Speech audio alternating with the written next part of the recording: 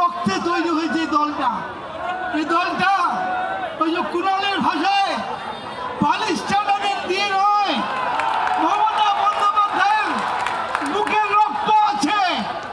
হাসপাতাল বলে দিয়েছিল মমতাকে বাঁচানো যাবে না 1990 সালে।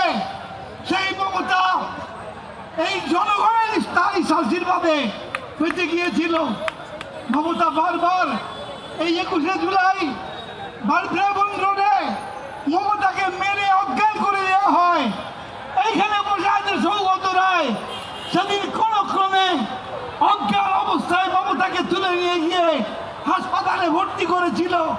এই দলটা বিজেপির দয়ায় তৈরি হয়নি, ওই দলটা বিজেপির দয়ায় তৈরি হয়েছে।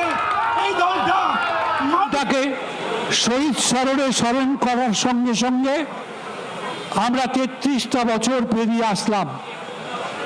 প্রতি বছর আরো অনেক বড় আকারে আমাদের পশ্চিম বাংলার বুকে এই দিনটাকে পালন করা হয়ে এসছে, কিন্তু কালের নিয়ম অনুযায়ী এবারকার আমাদের যে এই শহীদ স্মরণের প্রচেষ্টা, সেই প্রচেষ্টাতে কিছুটা বাধা পড়েছে, যার ফলে আমরা আজকে মেয়র রোডে আমরা তৃণমূল কংগ্রেসের পক্ষ থেকে আজকে এই দিনটাকে প্রতি বছরের মতন স্মরণ করে শহীদ পরিবারের যে সমস্ত মানুষরা আছেন তাদের আমাদের ডায়াসে এনে তাদের সম্মানিত করার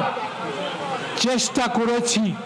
তাই খুব দীর্ঘ বক্তব্য নয়, আমি শুধু এইটুকু বলতে চাই যে আপনারা অভিষেক বন্দ্যোপাধ্যায় এসে গেছেন, তিনি শহীদ বেদিতে মাল্যদান করছেন।